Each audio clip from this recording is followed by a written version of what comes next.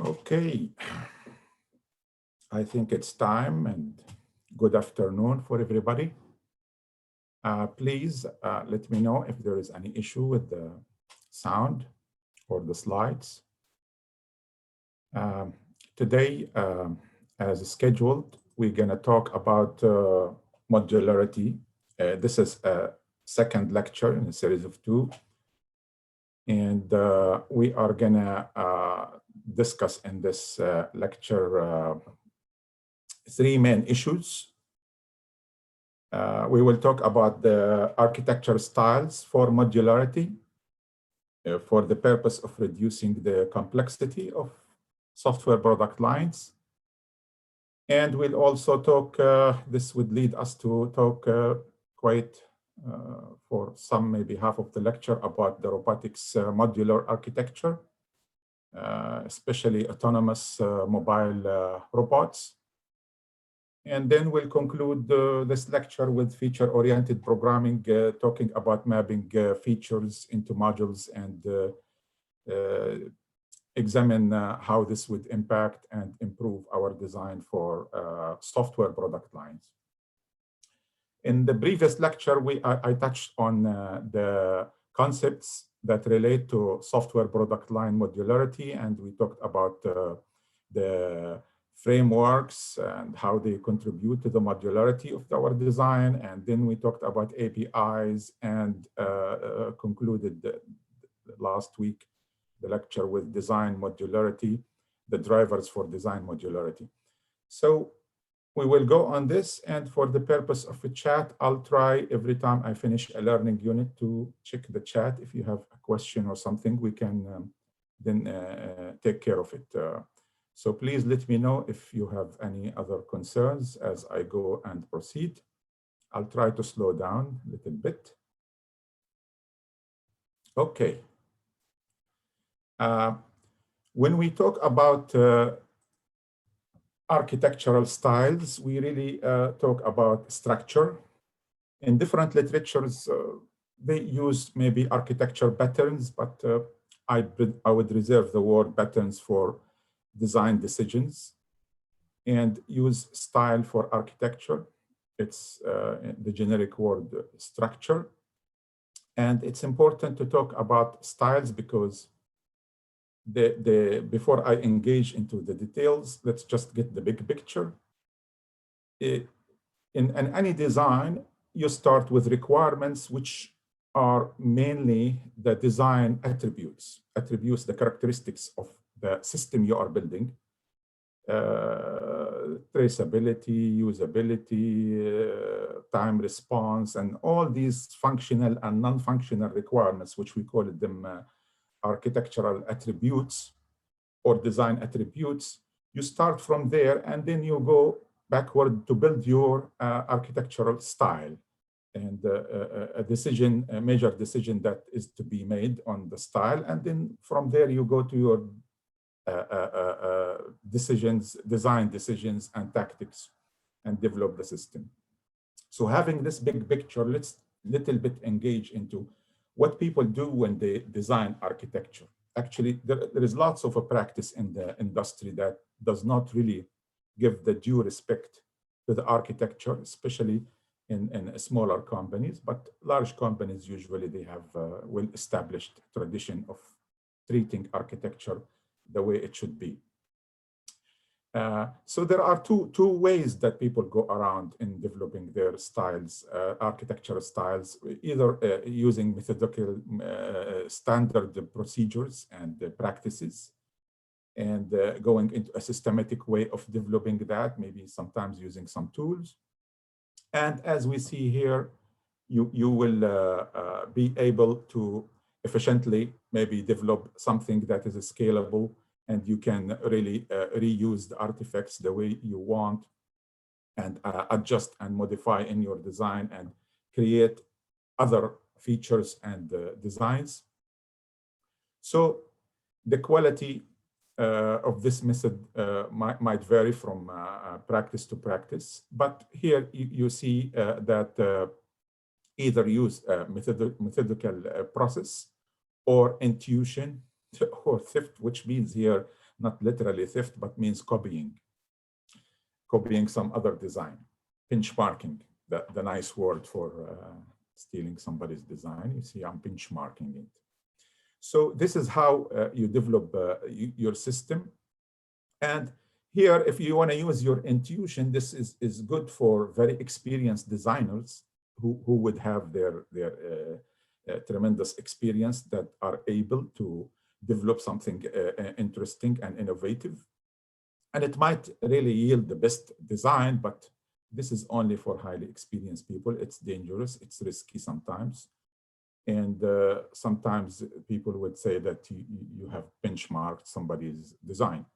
As you see here in the diagram, it shows how much emphasis you give to each in your practice. And here, the classical system can be a combination of that, of more of benchmarking here.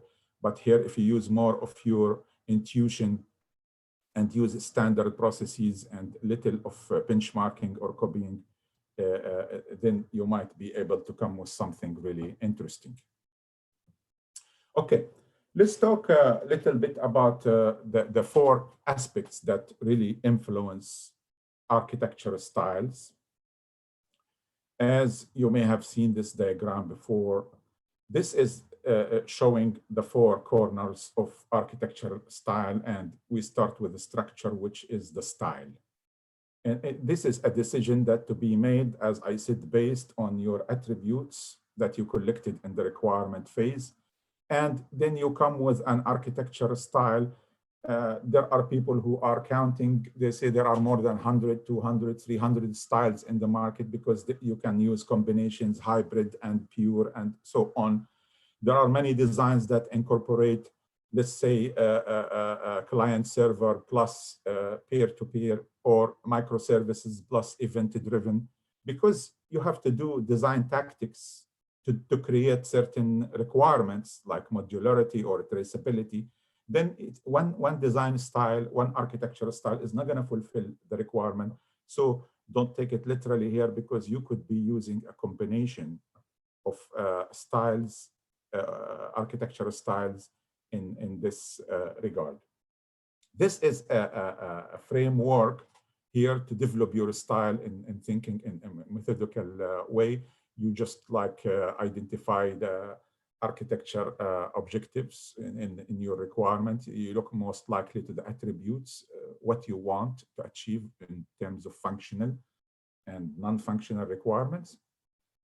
And then you identify the key scenarios that you want to create, like you do use cases and some scenarios to depict the performance of your design.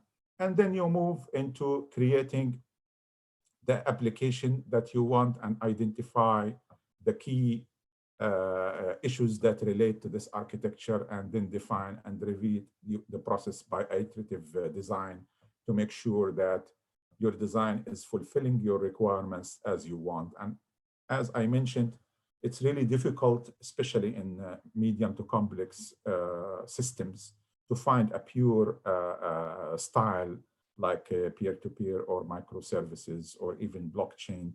Any of these will have a combination of others, especially in the layered area and event-driven and other styles. Here, for example, we look at the second aspect of the architect, which is the characteristics, which we call attributes, whether you want to call them attributes or characteristics. And they are usually, we call them the LETs, end with ability, reliability, scalability, agility, and all this stuff. It's very important to know that everything starts here, because your stakeholders are in this box. Your stakeholders will be demanding functional, non-functional requirements, business, market, client requirements, time to market, and many, many complex issues are being developed in this box. And then once you have your attributes, which we call characteristics, then you can go and design your system based on certain style or hybrid of styles. Here comes a little bit tricky thing I would like to tell you, that because there is architectural decisions and there are design principles. architectural decisions, these are decisions to be taken at the architectural level. And these decisions are compulsory, and the designer has to comply with them. And they are not something like design principles or guidelines. Sometimes you will see these things like separation of concern, information hiding, abstraction, security, data access, synchronization are swinging between design principles as guidelines and as requirement. It depends on your stakeholders' situation and what you are developing, but very well, most of these things nowadays are appearing more into architectural decisions rather than principles. But here, on the contrary, if you have a principles, these are like guidelines. It would be nice and recommended to follow. It's a sign of good practice or best practice, if you will, for your architect. So, for example, nowadays in very high competitive areas like mobile systems, power consumptions, for example, performance, issues related to development and traceability, documentation is extremely important. We'll see this in the last lecture. Test iteration, testability, especially if you are using agile processes, this is important. And as I said, if it becomes like a high priority, it moves from design principle to architectural decision. That means it's compulsory. Here, for example, you have an example of a style microservices, and the decision that motivates you, for example, to choose microservices are well known in the industry. Most likely in cloud computing, for example, or mobile computing, it's a favorable choice, especially if you are in a DevOps practice. You want continuous delivery and deployment in your design. You do things in increments, then they become very handy, the microservices, because of very good decoupling and ability to add, remove services on the stack. You develop just your APIs that will call these services, and you add them to your design, and this layer will be fixed. All what is changing here is changing of the services. Sometimes in some, you need to do little coupling, or we call it sidecar, to develop certain communication between services, but this is minimal and it's okay to practice.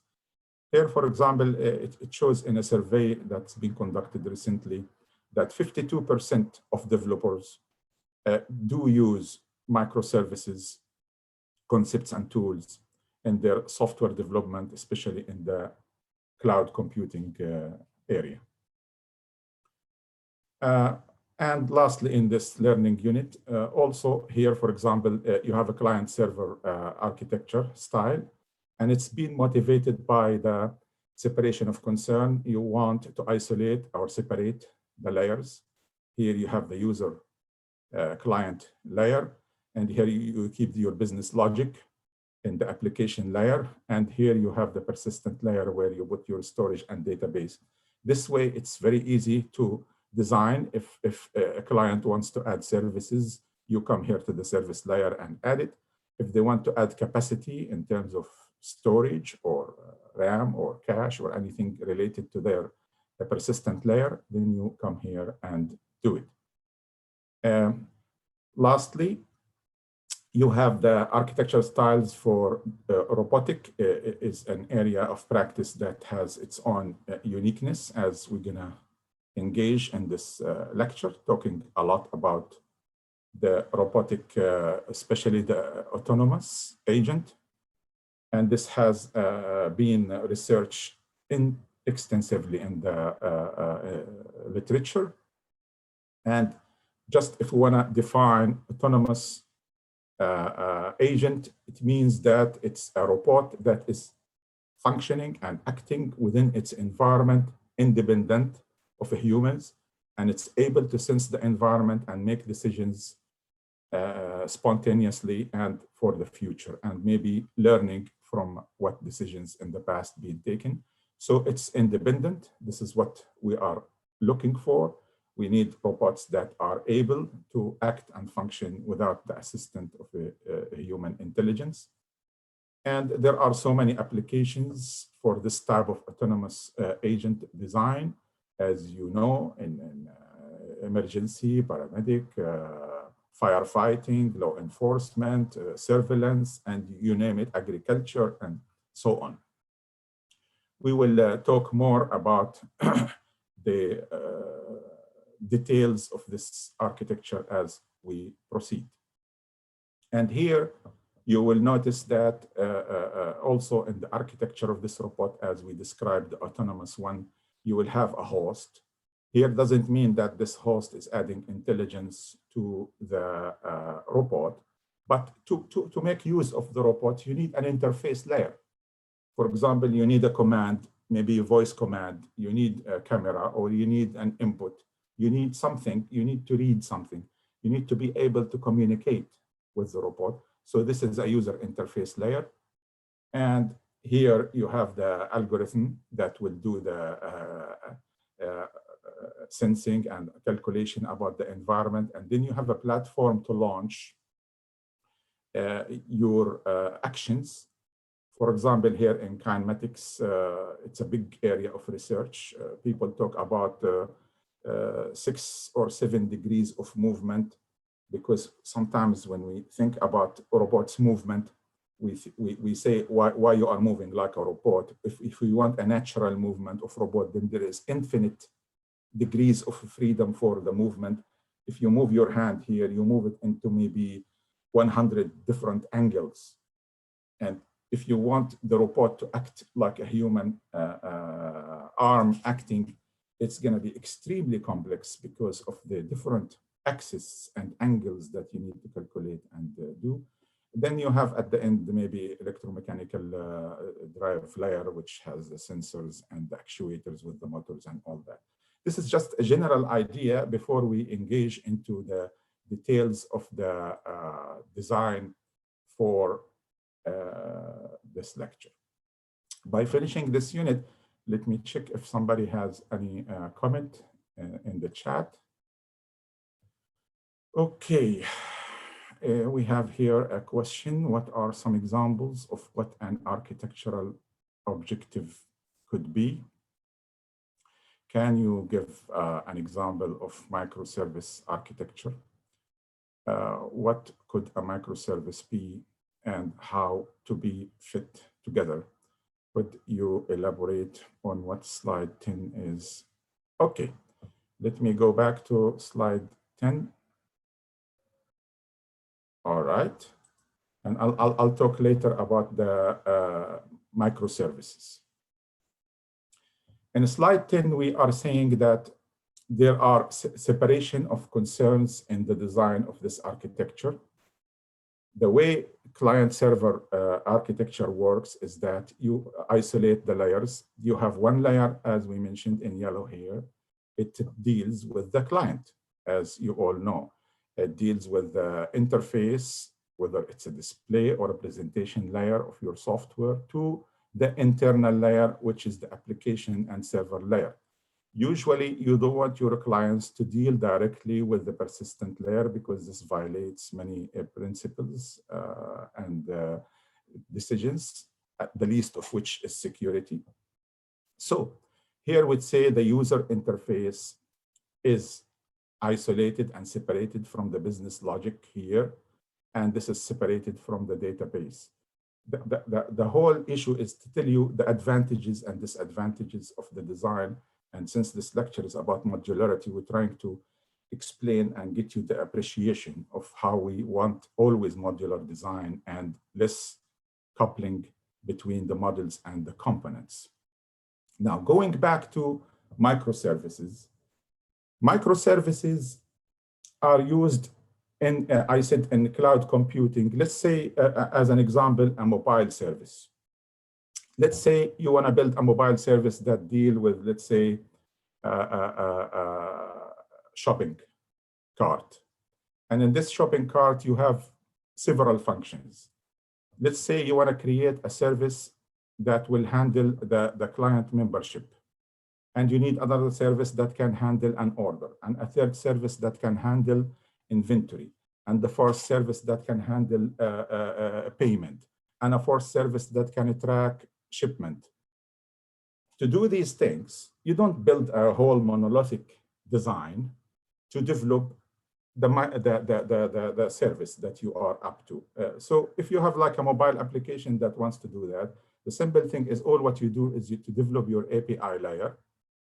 And this is also standard, you call it from the library. And then you design these services, then these become decoupled services.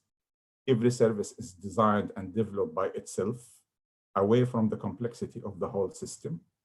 And this way, you will be able to call these services to do the activity that you want and then move across them. This is what is meant by microservices. And they are called micro because they could be doing one thing, let's say checking the credit or some very trivial activity, or it could be a little bit complex.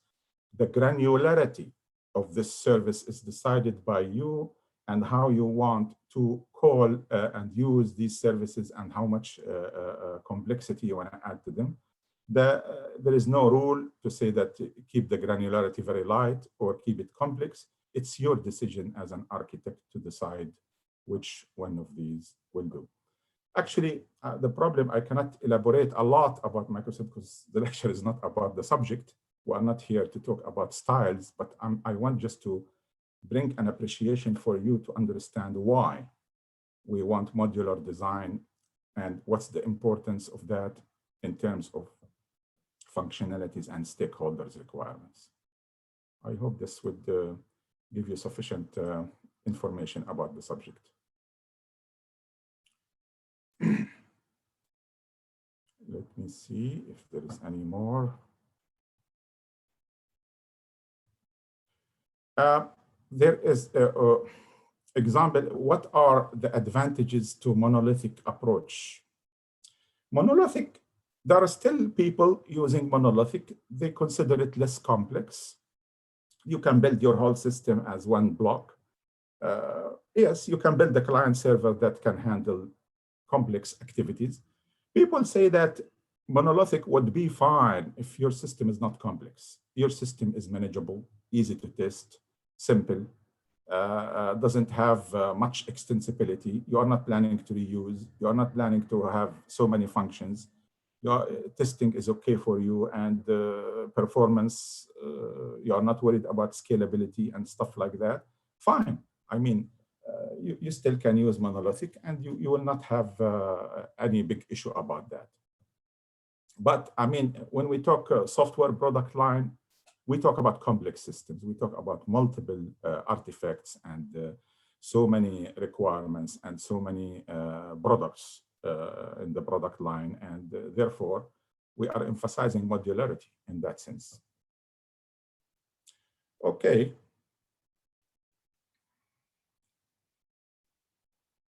Let's talk about the core of this lecture, about robotics modular architecture. And the big picture about what we are trying to do, robots are complex and they have so many requirements, and there are lots of constraints on them in terms of time, in terms of response, in terms of intelligence, and in terms of autonomous behavior. We want them to be autonomous. We don't want humans to provide the intelligence. We want the robots. And also, we want them to collaborate. There will be some details here about how to create collaborating robots, because it's very important. If you can create a team of robots that can collaborate to make a complex function, then you have created a company, then you have created an army. And that's maybe a focus of research now, is to make robots collaborate to execute a complex function. And that is important, and I will mention this later, how modular design plays an important central role in this. Because if you create autonomous robots and they are following their own path of extensibility and progress and development, any changes in one robot that will not cause the whole team or army of robots to be changed. Each robot then will have its own path of development without interfering with the code or the development of the other robots. This is what is the objective out of these slides in the big sense. Okay, so if the world is like this, it will be beautiful. You have a robot. This is the 3 layers model, simple one. You have here the world. You are sensing the world by using sensors. You have here a computing power, a brain, and you have here actuators that will act on what decisions are made here. These are actuators with their mechanism and intelligence also to do or fulfill the wish of this. So in a very simple world, you are looping here by reading sensors, computing control output, and send control to the actuators. And we'll elaborate on this design as we go along with the lecture. Here, it gets a little bit involved because sensors, they need a signal processing capacity and ability, some intelligence here in the area of dealing with the sensors. And also here, the issue of processing is becoming planning, because it's just not simple. You take signal from here and you process it and you make action. That's not how robots work, or humans even. They don't work like this. The humans, before they make a decision, they do planning. And once the planning is done, the signal is moved to your parts, or your hand or leg or eye, to make some action. And this is what we want the robot to do. And you have to go to the execution phase. Once the planning is finished, it hands over the ball or the stick to the other function, execution, and it's done. Also, I'm trying to explain it in a simple way, showing like a single flow, nice and unique, as if something happened in the world. It gets processed, and then it goes to the planning, and then a decision comes. But the robots and the humans don't work like this. The humans can do some action and something happens and immediately goes to planning and followed with another action. The humans also see here something and start processing, but this doesn't stop. The world doesn't freeze here. Things happening all the time, continuously. So how your robot will keep monitoring what happens in the environment, continuously processing, continuously planning, continuously executing, and continuously taking feedback to what to do after an action is being taken. So it's getting a little bit messy now. We need to do the planning right, and we need to do the execution right, and we need to do the sensing in a right way. So the model of SPA has been created, Sense Plan Act, and if you open the literature, you'll see lots of talk about the SPA and what the pros and cons and what are the shortcomings and why we need better things. That's how early robots started, with Sense Plan Act. Now, as you see here, the planning area is expanding, and we are thinking of creating layers here, because as I said, the motive early that we want modular design.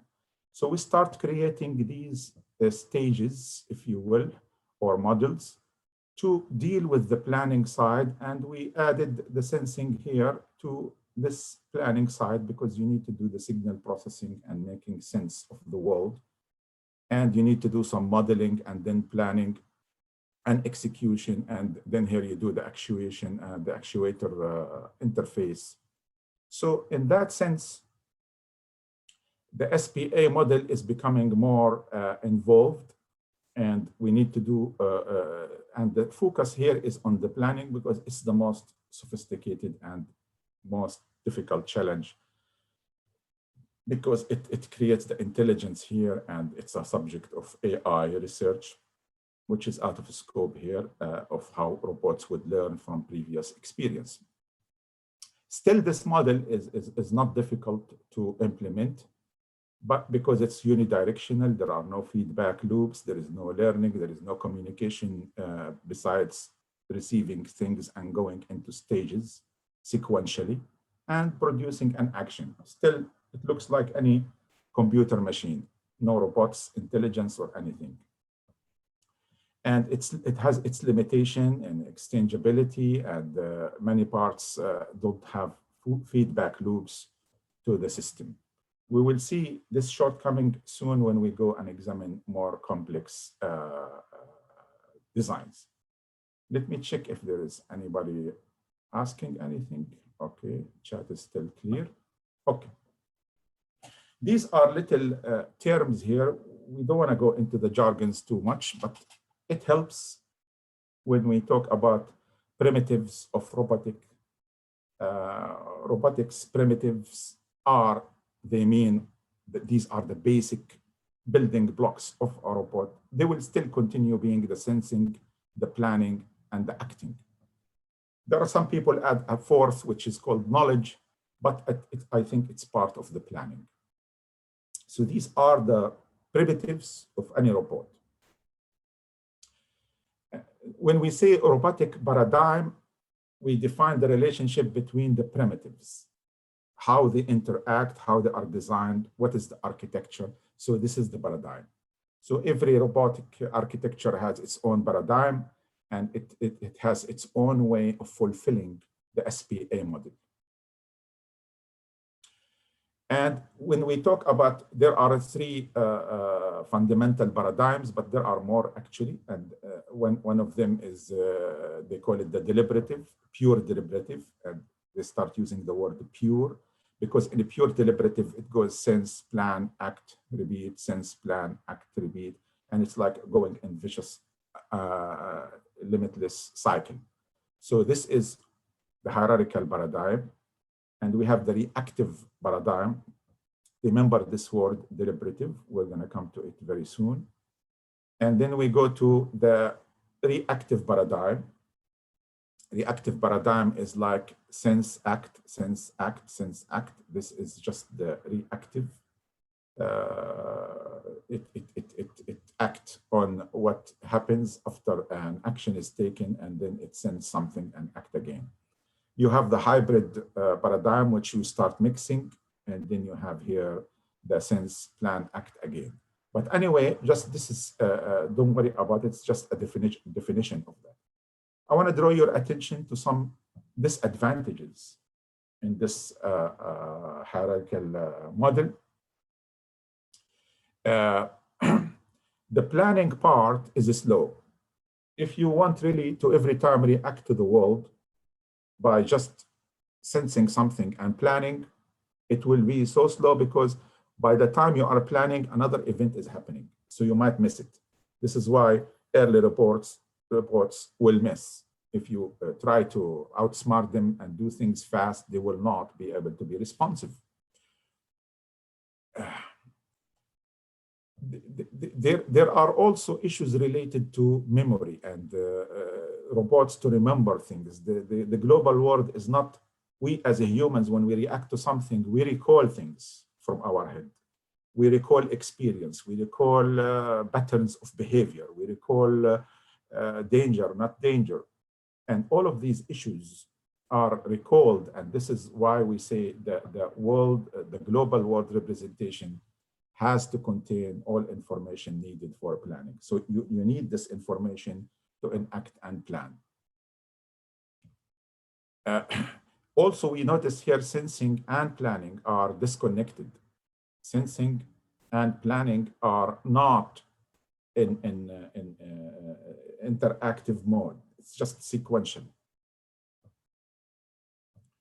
So what people have done, we heard a lot in the literature of the subsumption. Subsumption architecture came to solve the problem of planning and having some memory and some collaboration. But subsumption design is not democratic design. It's just a dictatorship design. Let's explain what does that mean.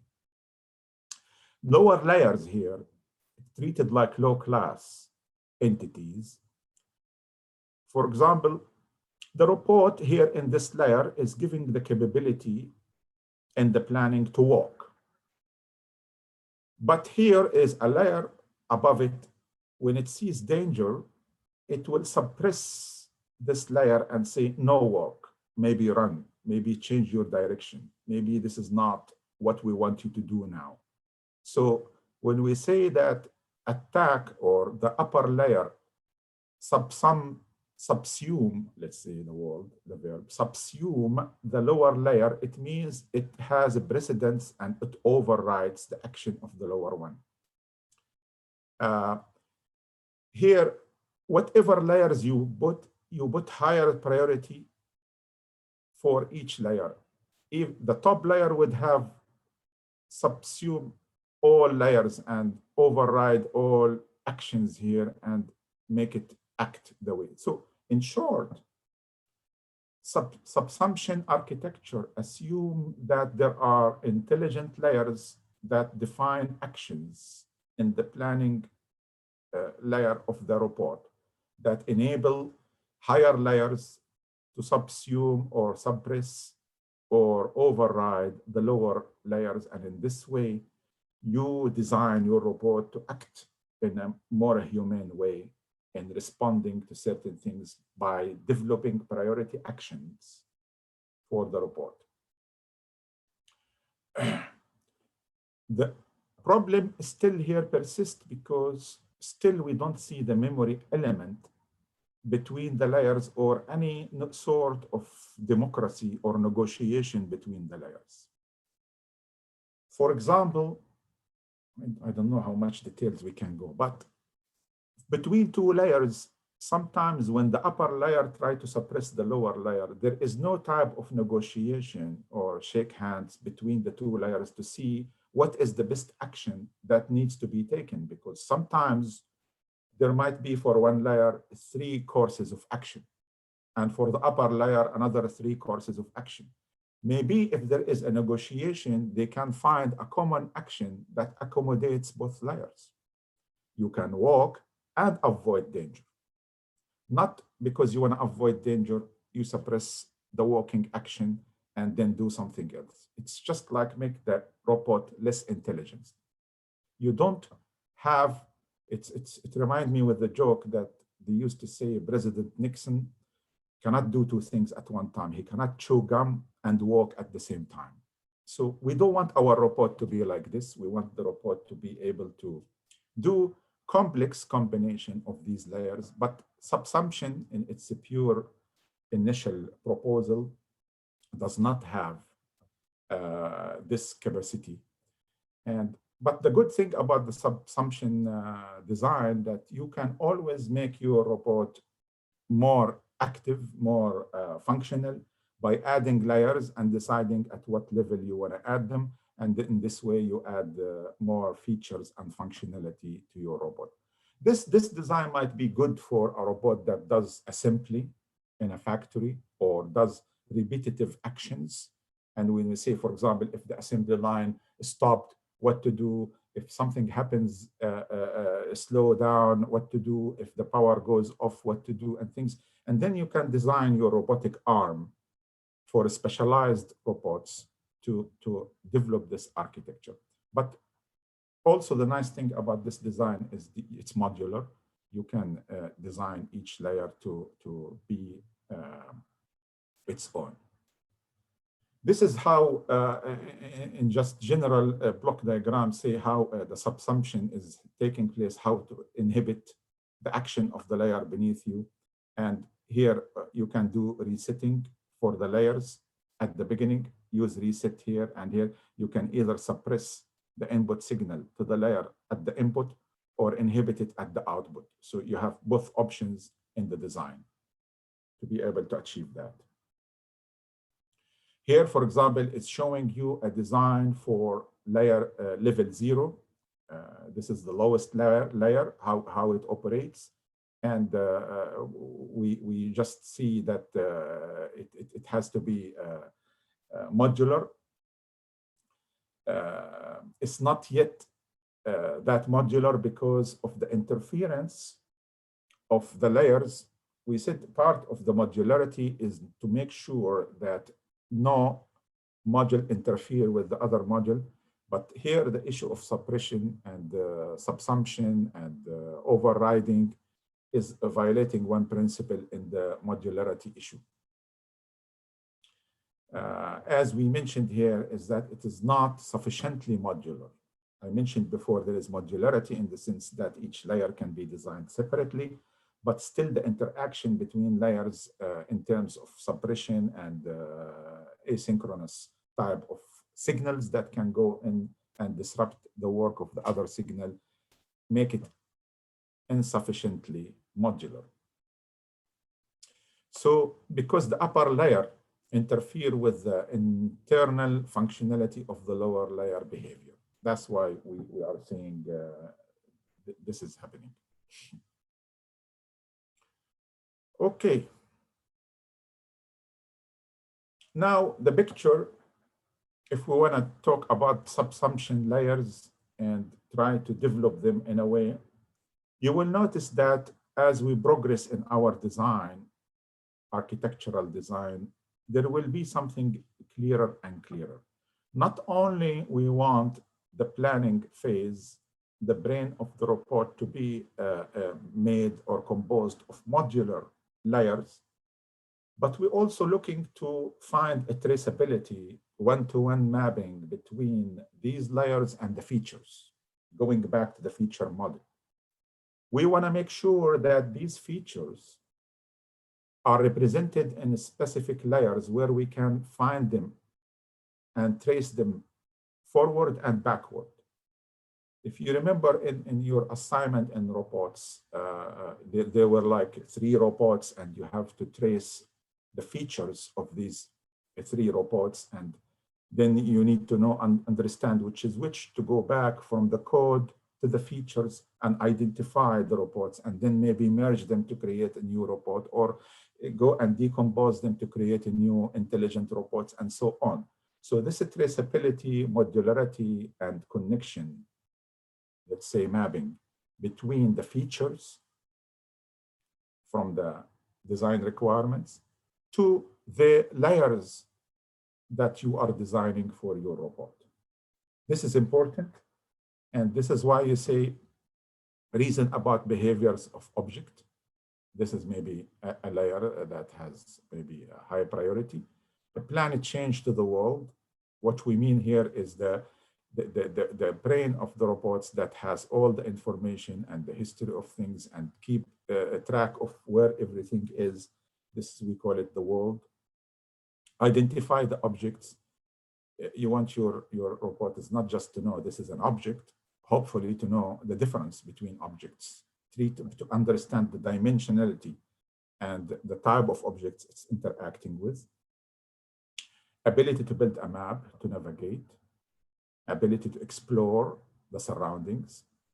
Ability to wander. This is easy, this is why it's a lower level, just the robot is walking, moving around. And to avoid objects. Avoid objects here is just, I see an object, I change my direction. Simple like that. It's like the early toys. When they hit a wall, they reverse the wheels, stuff like this. This is why you see the sophistication of functionality of these subsumption layers goes from least at the bottom to highest at the top. Okay.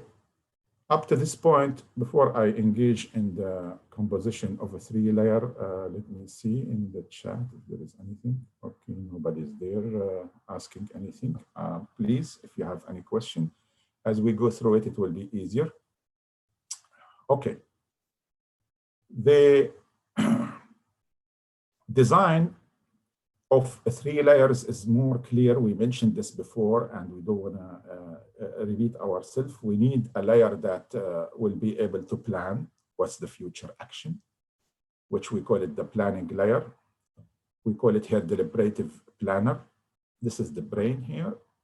You need a layer to remember the past or have a sequential engine that can remember what happened or where is everything remember where the robot stands, what's its design of learning and activities, and if there are sequential complex tasks, it will be saved here in the sequencer and controlled from here. And then you have the sensing and input. We just sort of putting here the reactive feedback control that will work with two issues. One is sensing, the signal processing, and one is actuating, which is designing the action and affecting the action to the outside world. This could be very complex, as we said, 3 or 6 or 7 degrees of movement and what type of action you want to do. So deliberative for planning, sequencer for saving the past, and reactive control, which is stateless. It's just sense and act on these areas. This is the thing that we have achieved so far from our investigation to the autonomous robot architecture. Let's go over them one by one so we understand what each layer is doing. The deliberative planning layer and has several behavior transitions. It can occur between the time deliberative, yes. What it says here is that the planning unit does not assume that something happened at the sensing of the world from here. You say you sense something, and then the planning unit starts working on that thing that happened. It does not assume that while it's doing that, no more sensing, or it inhibits sensing further activities. For example, if you sense that you are about to hit something, of course, you need to change direction. But if it senses also that power is about to shut off, there is no more battery, and it decides which one is more important. But what we are saying, the challenge here at the deliberative layer is that actions keep going on. This is real world situation, and the planning unit should be able to take continuously sensing or signal processing and try to plan and prioritize planning and action in that sense. So in a pure deliberative architecture, we have some unresolved issues regarding symbolic representation of the agent environment, which means here there is a problem of translating these sensing things into symbolic representation in your software, and then be able to make smart decisions based on the past experience of what your sequencer is telling you, and then acting into your reactive layer to make an action while still you are receiving information and sensing more data to come. So we say that the deliberator can produce plans for the sequencer to execute, or it can respond to specific queries from the sequencer. So here in this model, not only the deliberative layer is receiving information from sensors, of course, it would have to receive information from sequencer that will define what has happened before and develop the experience and get some directions of what to do. We'll see this in more detailed architectural design as we go through this 3-layer model. The sequencer here, it selects the primitive behavior. Remember this word, primitive, we said sense, plan, act, SPA. It selects which primitive behavior, which transfer function the controller should take. So the sequencer here, as it deals with the deliberative layer, it also deals with the reactive layer because it receives the information from the planner and decide on the priorities. Remember, in the subsumption layers, there are priority of actions. So the sequencer here now is going to decide what of these actions to be taken. And then once it decides, it sends this command to the reactive control, which is going to send it to the actuator.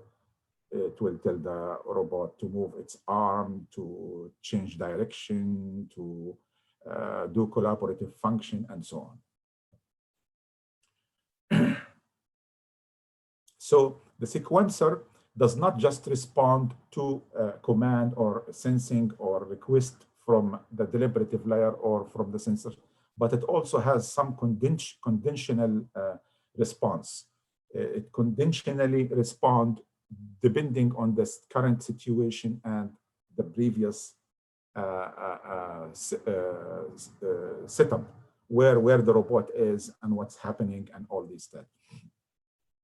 And the sequencer is a complex machine because it has to enumerate all the possible actions that can be taken and set the priority for them. Here is the reactive control layer, the last layer here that deals with the tightly coupled sensors to actuators. You can say hardwired to the actuator here. You are sensing, you have like a camera, you have maybe a sonar sensor, or you have infrared or whatever the sensing mechanism you are using. It connects direct to the control layer, and from there, you process the signal and pass it to the other layers, or you can develop an action if it is very obvious what to do. And there is a library of handcrafted transfer functions. We call them primitive behavior or skills. For example, it keeps a library of functions like moving and moving in what angle, maybe just a class of that you can call and enact. So these things, you are not going to be engaged as a programmer to write everything that, for example, the movement of the arm might have a complete library of software that would enable the robot to move in a certain thing, but just feed it with maybe the speed and the angle and all these variable things that you can feed to the actuator. Okay.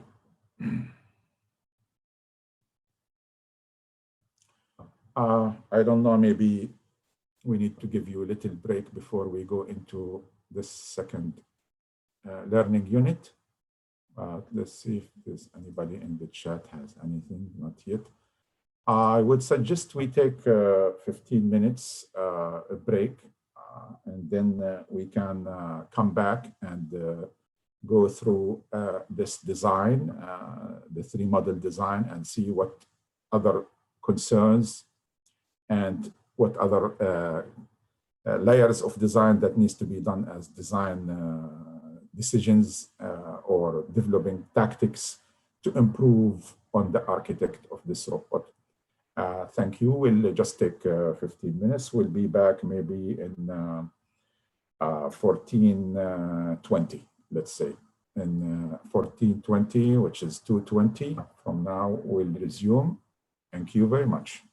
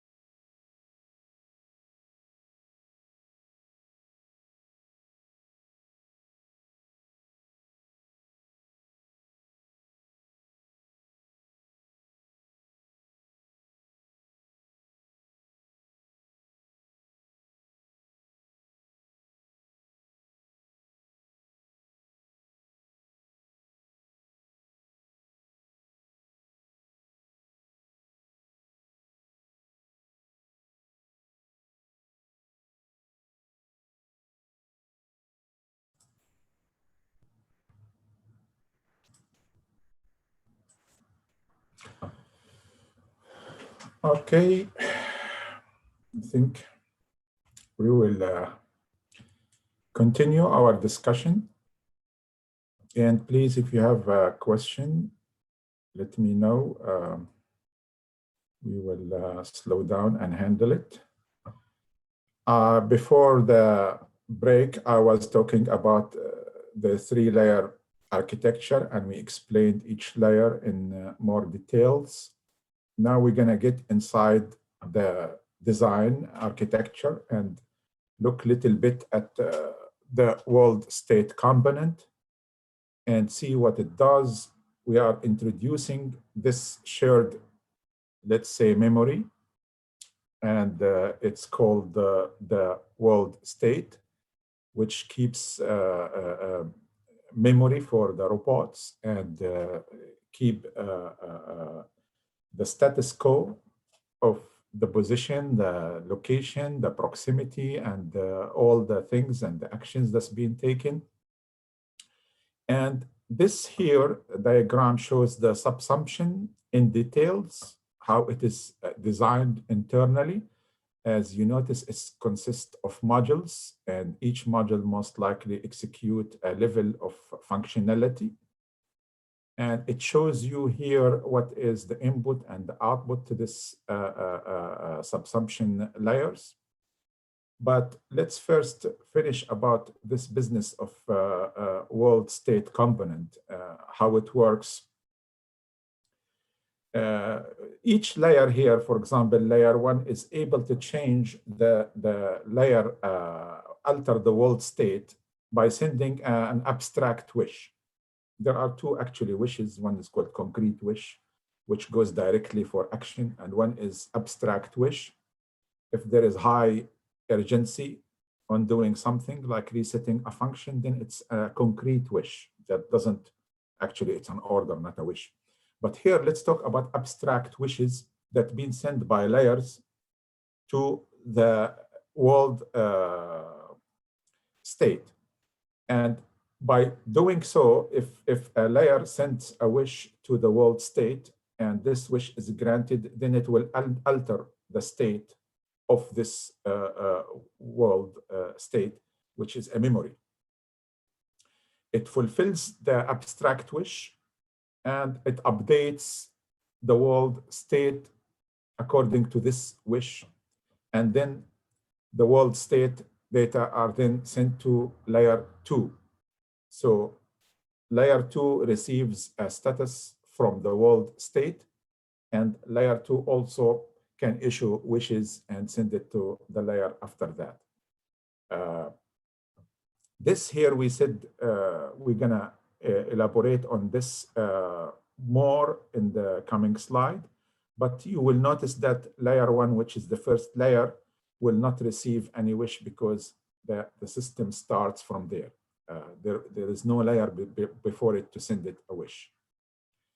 This shows the whole thing. This is actually now not a pure SPA model. It's not the three component model we've shown you before. It's a hybrid. This is the hybrid architecture shown in this figure. It's based on a three component again, but we introduced this component here, which was called the world state.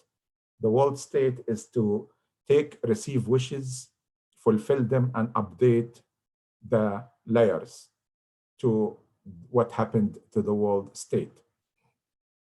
So the world state component, you have, this is one layer, and you have the subsumption layer, which is here in this box. And you have the arbitrator component, which is here, that deals with actuators and sensors. So this is how the data flow carries sensor input. We have sensor input coming from here, for example, as you see. And data from the world state, you have data that coming here to update into the layer. And an action from the arbitrator to the actuator. Then the action here, as you see, there is an action signal goes here to instruct the actuators to act and actuate some activities. And here for you, the key to see where the wish flows, these dotted lines, as we mentioned, are the wish flows. It goes from one layer to another layer. And at the end, from the top layer, it goes down to the world state, like I mentioned in the previous slide, that the world state receives the wish and act on it and send the command to the layer. So you see this whole thing of subsumption, fulfilling the same thing. Solid lines will show you the data, how it moves. And the layers are shown by these shaded boxes. And then you have the modules that fulfill the layers are here. And we want to keep them modular so that when we upgrade or change the layers, it will be easy for us. So this is how the layers create a wish list. And this wish list goes for the arbitrator at the end. And the arbitrator will act on them, convert them into action. And it goes on as you see in the diagram.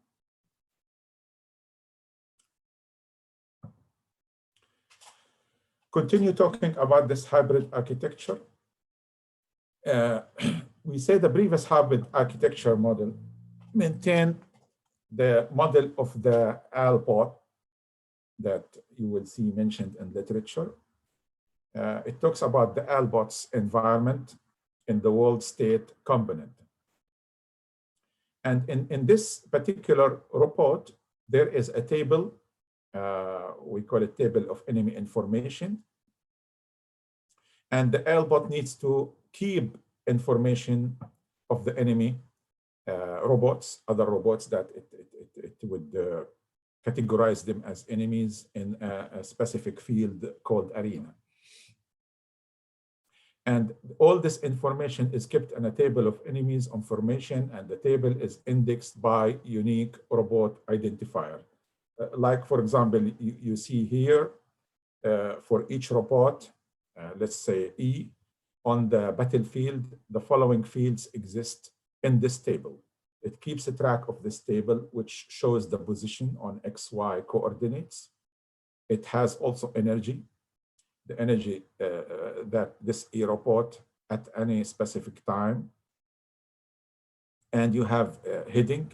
This is with the direction, which direction it has, it assumed, facing at the time of the scan. So you do the scan on a periodical period. It will also keep a track of the velocity of the E at time scan. And velocity is in the meaning of speed and direction. And here you have a timestamp also, it keeps track of time. So this is the type of robot, and this is the type of intelligence that it keeps in its world state. You have seen this maybe in a previous lecture, and I'm just putting them here to relate things. This autonomous robot might have a very similar architecture to the ones we mentioned in the previous slides about the subsumption and the world state and the wish list and all these things. You can relate now things in this from diagram A, where the robot realizes an enemy robot in a certain direction, and it computes the angle and identify the presence of a robot from these squares, whether they are shaded or black or white. It depends on whether there is an existence of enemy in that direction or not. And it has a radar that can identify the lines from A to this robot. And if it is not pointing to the right direction, it just adjusts its position and identify the location as a matrix.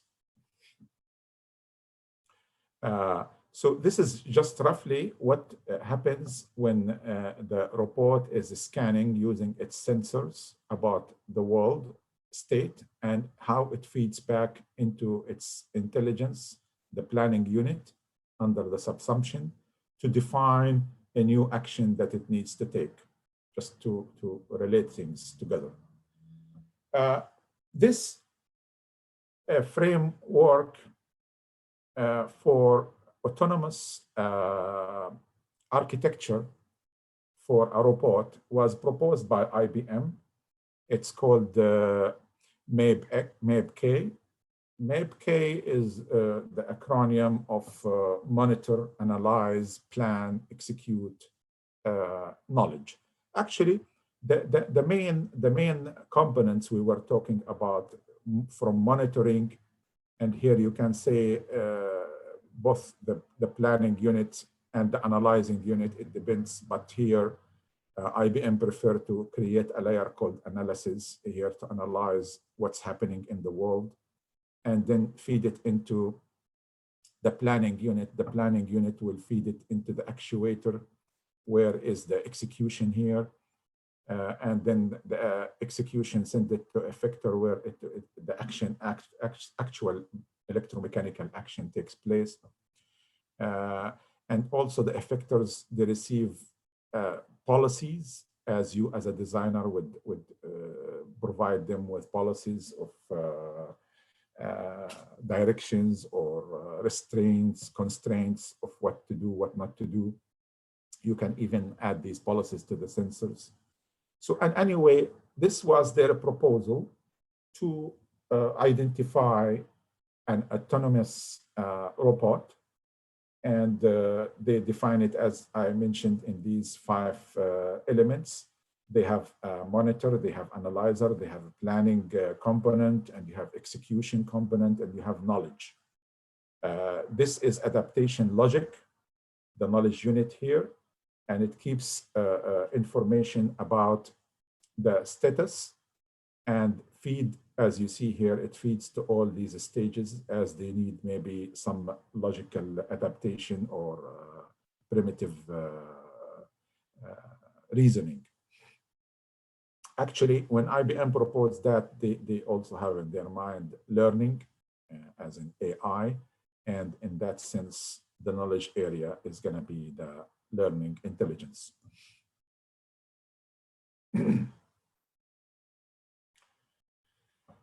So the monitor here in IBM model is to monitor the surrounding environment, as we know, include system resources. It not only monitor the outside, it can also monitor the inside, which is like battery level, malfunctions, things like that. The monitoring also need to do monitoring, self-monitoring for the robot itself, and report these information to their planning unit. The analyzer analyze component from sensors. It uses certain algorithms to do anticipation for any problem, and the profile of a solution for that, and it makes the decision there to the planning unit. Otherwise, if it is more complex, the planning unit will complete this task. It uses the information from the analyzer, this planning unit, and make it available for the system to execute, and also they would have policies to act on.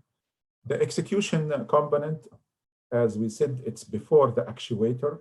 It fixes the most appropriate policy to choose from the system. As I said, you will notice in these models, there are lots of proposals. Even this IBM autonomous architecture, if you survey the literature, you'll find different flavors of this design because of the design tactics and design patterns. There will be different flavors for this framework that fulfill certain activities or certain functions. So it's not like a rigid type, but they are saying this is what it is for autonomous robotics. You can add, you can remove, you can change as you need. So there will be little modifications in every aspect because IBM proposed this like 10 years ago, and they keep changing, modifying, and you might find different flavor for this in the literature.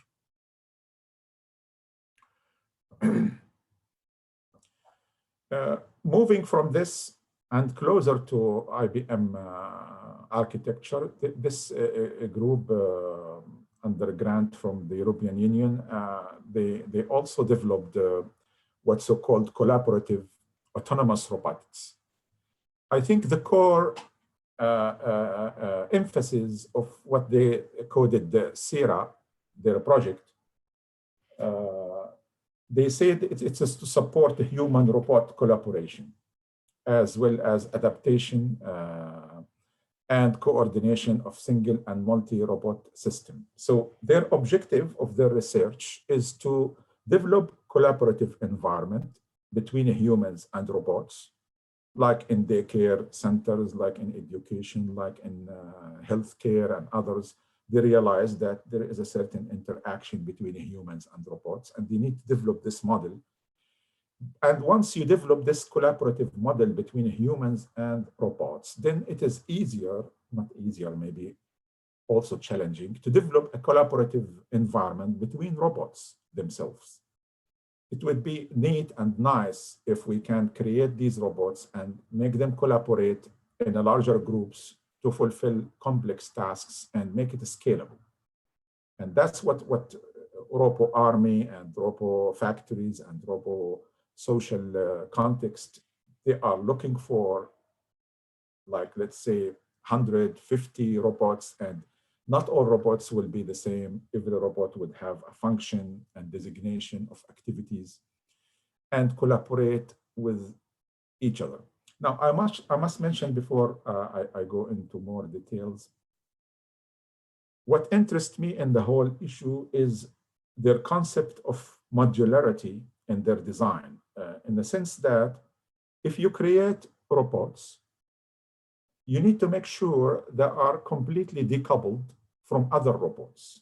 What does that mean? It doesn't mean to make two robots collaborate is to make them coupled together in terms of software functionalities and things.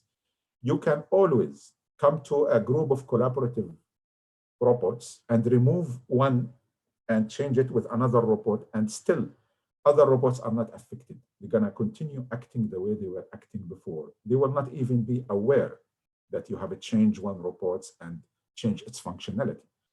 Because in their design, they want to create a robot that would enable you to modify, increase intelligence, increase functionalities, fixing bugs without going over all robots to change. This is an objective, because in the future, they envision that we will have thousands of robots in the field.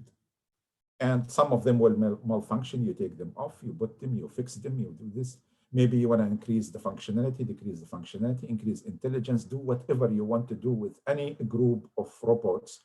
If you, let's say you want to create a leadership within robots, then you take certain robots and add more capabilities to them to suppress and supervise other robots.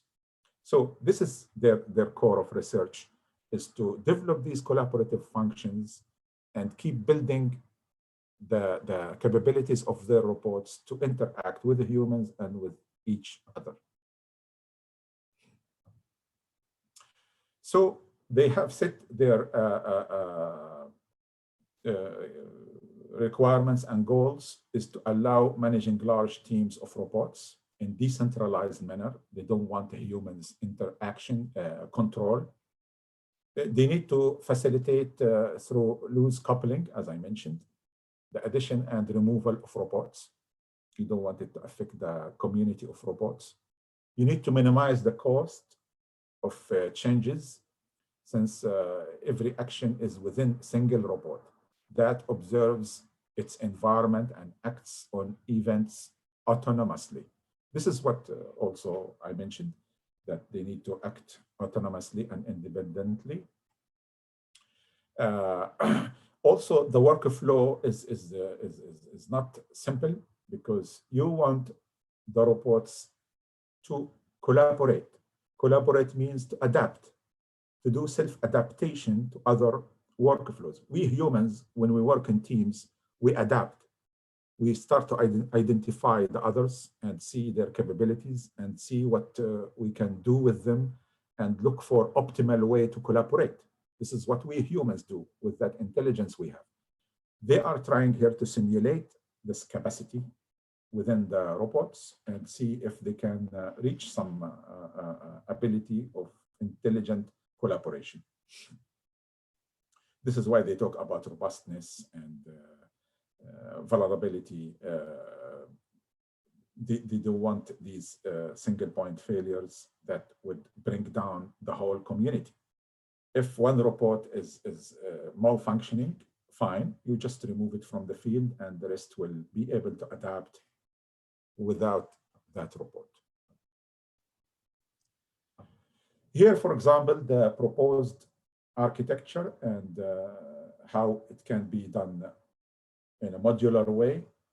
You will notice here, we will talk about this in the following slide, the issue of central station. Central station here is not to add intelligence to the robots. Central station is a high-level specification manager. You cannot let a community of robots, let's say a factory, you have employees, you have workers. You need a manager at the end, at least, to bring discipline, to bring results. We're not saying that the central station will interfere in the details of the actions of the robots, but it does provide high-level specification, global mission management, and mission composition, decomposition, and change maybe the program. We want you now to collaborate on X, then tomorrow you collaborate on Y, and then the routine might be a little bit different. But at any rate, this diagram shows you like 4 robots. If you see 4 layers, they are almost identical when it comes to architecture, and this is desirable. We said we want modularity in this. And each architecture here for each is composed of 3 layers. Mission management layer, and change management layer, and component control layer. And we will elaborate on them one by one. Let me see if anybody has anything at chat. Not yet. Okay. So these collaborating, let's say for the example, we set 4 robots. They're going to be in collaborative environment. There is a central station, and this central station here, it says it interprets high-level mission specifications. So it provides this interface to specify high-level missions for the other robots or all the robots, and the global mission to achieve by world team in the collaboration manner. So this is needed regardless of the intelligence of the robots. I don't think the robots will sit together, have a meeting, and decide what they're going to do. Haven't reached that level, but still, the humans should be in charge and define the communal objectives and mission. You have now we talk about the layers here, the 3 layers that I showed you. So we are defining them in the mission manager layer, the upper layer. It provides the local mission specification. It incorporates real-time constraints, because this is how you design the constraints for each robots, do's and don't do's. And also all these things are time sensitive with logic formulas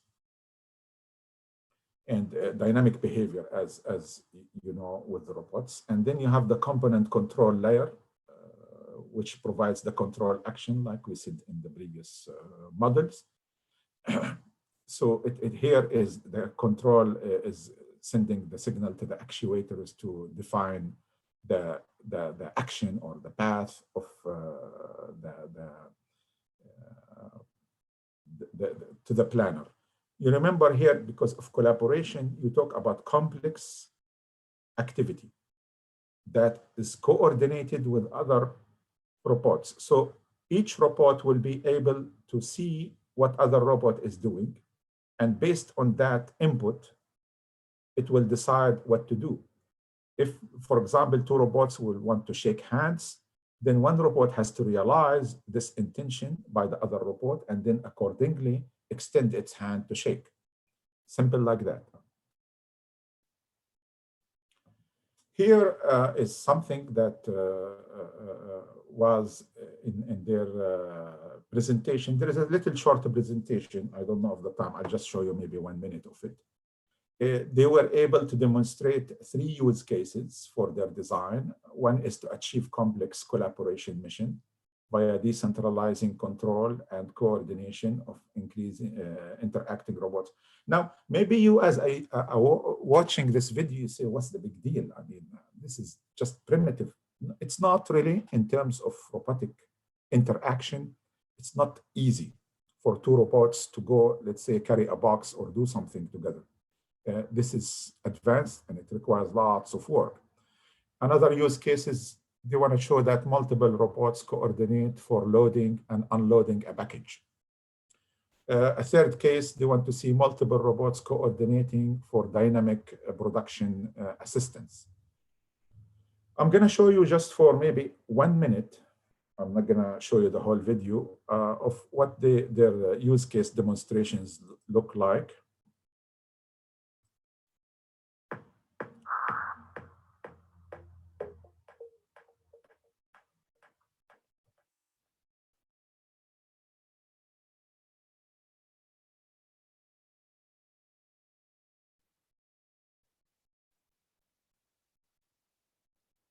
We can't see what you're showing. Oh, sorry. Do you see it now? Or it's not showing? No, you're still on the slides. Ah, sorry. It shows on my screen. I don't know why it's not there. But anyway, the video link is there on the slides. Maybe you can see it after the lecture. I don't know, for some reason, when I hit the link, it doesn't show at your side. It shows only on my side. But at any rate, they are demonstrating these 3 cases of their robots' ability to do these functions. And this would be maybe something you can see after the lecture. Let's proceed. Okay, if nobody has a question, I'd like to go to, let me see, I see here in the chat certain questions. Let me go over. We cannot see, we only see the slides. Okay, I'm sorry for that. The video is there, the link is there. You can see it when, okay, I should have shared the whole screen. Yeah, you are right. I made a demo for that. I assume it will show at your side. At any rate, that's not important. You can see it later. Let's finish this section about feature orientation, mapping modules with features. Before I go into the details, what I'm trying to convey in this section is that we talked a lot about modular design. We talked a lot about computerizing your design and make it into decoupled components. Now we want to relate features to components to modules and see how the practitioners are doing in creating their own modules that are representative of features, or features that are representative of several modules. This mapping between features and modules is our concern here using feature-oriented programming. So the objective here is to have feature traceability. When you have your feature model, like in assignment 2, you would be able to develop a feature traceability from the problem domain to the solution domain, ability to do one-to-one mapping and vice versa. Feature separation, you would be able to separate features. This is important because if you develop your features and you want to remove, add, do variability management, you need to be able to pinpoint and identify where these features are and how you remove them or modify them. Collaboration and roles is one technique to do that. And then we will talk at the end about feature modularity. So feature-oriented programming for building software product lines that relies directly on the notion of features. So feature will be our focus in this section.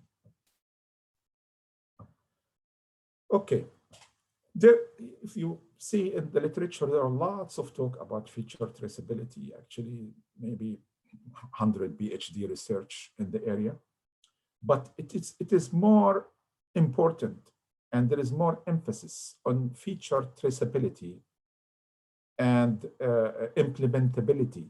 We will talk about it soon because they are interrelated in software product line. Because as you see here in the diagram, we are moving from problem domain to solution domain. We are trying to identify in our feature model our ability to create a product line that is from the features that we have here in our assets. Our artifacts here, which are our assets, need to map neatly and nicely between the feature model and the feature artifacts. Each feature might be represented with certain assets, we call them artifacts, and we want to be able, even if we have a product line here, to move from here backward to the problem space and identify the features and the feature model. This is mainly mapping between the problem and the solution space, between features and their implementation artifacts. Okay. So feature traceability is our ability to implement artifacts. We need to be able to localize them in terms of code. Even when we go to the product line itself, to the product, the end product, which is the application, the software itself, we want to explicitly represent it in the code. If the feature code is not properly separated in terms of dedicated units, in terms of modularity and components, then feature traceability is impaired and is weak, and it's going to cause lots of headache in the production and development, especially if you are using agile practices. And this will be a subject of the following lecture in Thursday, to talk about agility and its impact on how we design, how we develop software product lines. So talking about feature orientation and feature traceability is important to do one-to-one mapping, implementation of artifacts, and maybe the SAT solver or any tool, pure variant or gears or feature IDE would be able to help you do this mapping. It's important to move from your feature model to the artifacts to identify each model and how it relates to the features.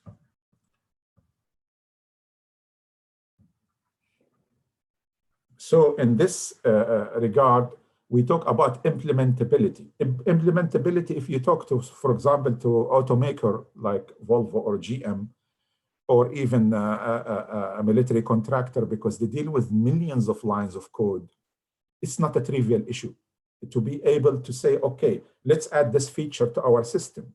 Then some system engineers will come and tell you, okay, let's see the implementability of this feature. What they mean, do we have sufficient artifacts? We don't have to go reinvent the wheel. Do we have in our assets library enough artifacts to roll out this feature quickly and add it to the system? Or do we have to build it from scratch? This is implementability. It's not just concern of tracing and management and control and documentation. It is also the issue of our ability to roll out products and add features and variability in a due time and cost by assuming that we have the artifacts to develop this feature, or we need to do just minimal tweaking for some of the artifacts we have for reusability and create this feature. Feature tangling is the opposite of that traceability and implementability. it has negative impact on the implementation and the maintainability because the code is tangled. It's not within certain assets. It's spread over, and we had like a feature we want to reuse, but when we go to the artifacts, to our assets, we see that this feature is being implemented in an incoherent piece of code in different blocks or modules, and it's going to be very difficult to take it, modify it, and add it to another system. So that's what feature tangling mean. It has to do with the code implementation that's not implemented in a cohesion manner like we mentioned in the previous lecture. Okay, I have to roll now. Maybe I have like 5 slides left. Modularity of feature-oriented programming. So in this area of feature-oriented programming, we look for good features traceability. We look for separation of concerns and separation and modularization of features. And we look to simple features composition. It would be great if we can do the mapping one-to-one between feature and modules or features and class, but sometimes it's not that simple, but we will look into that in terms of modularity in the creating these features. As you know, in the software product line, features variations are 2 to the power F problem. If you have F features like 100, it's 2 to the power 100. So it's the variability issue is not simple, and you have to be careful when you design your features to make them traceable and implementable. We look here, for example, at multiple classes. We have here, for example, a graph, edge, node, weight, color. This is from graph from the library model. And we see that if you want to have these features, you have a search feature, directed feature, weighted, and color. Your software should be able to produce this map and tell you where these features exist. This feature, for example, extend into the graph and the node, so you know where to find it and how to recreate it or implement it. Same thing goes for these. So here you have very clear mapping and traceability in the way that you do separation of classes. Here, for example, it follows the same the definition. We call it feature refinements. In feature refinements, you have refinement 1, refinement 2, refinement 3. You can call these refinements as complete features or part of features. Let's say you have a feature that consists of, let's say, 10 refinements. And you want to trace this feature. Of course, you're going to go to these 10 refinements and trace them as such. You look here to these layers. Okay, say, okay, I can find my refinement 1 in class 1, class 2, class 3. I can define refinement 2, and so on. And together, they will implement a feature, or a combination of them will be able to develop the feature you are looking for. Collaboration and roles work in the same way. So you have collaborations, which could be several features or part of a feature. So you define these components, you call it collaborations, or you define roles, same way, because a collaboration could have different roles. And then from there, you develop your collaboration. Let me show this, for example, here. This is related to the diagram I just showed you here. Yeah, in this one and in this one. You will see here an implementation for the graph diagram. It shows here a basic graph and weighted and colored. These are features being implemented in different classes. And you will see that sometimes when you have a feature and it's implemented in this class and this class, and you want to modify it, you create this class called the class weight, and then you add it to the system.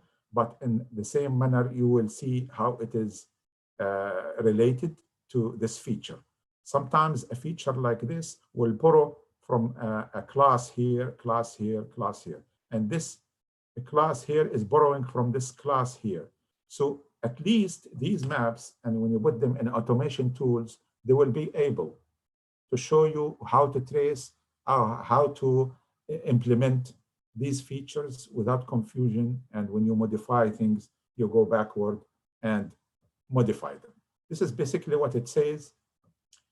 The same thing here, it shows you the roles.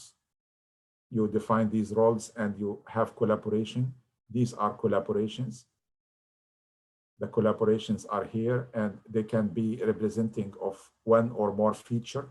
And then you can see each collaboration where it's borrowing from any class, what role it has. So a collaboration has roles, and the roles are implemented by classes. And then the collaboration, you decide you could use this collaboration in your terminology to refer to multiple features, option in the car, or whatever it is. I think I don't want to run more than that. Let me see if anybody has a question. Okay. This would conclude this lecture. We will have Thursday discussion about the industry and about using tools and mainly agility, how Agile and Scrum is being implemented in software product line, with some examples from General Motors and Lockheed Martin and maybe other companies. Thank you very much. Appreciate your patience, and we'll see you then. Thank you.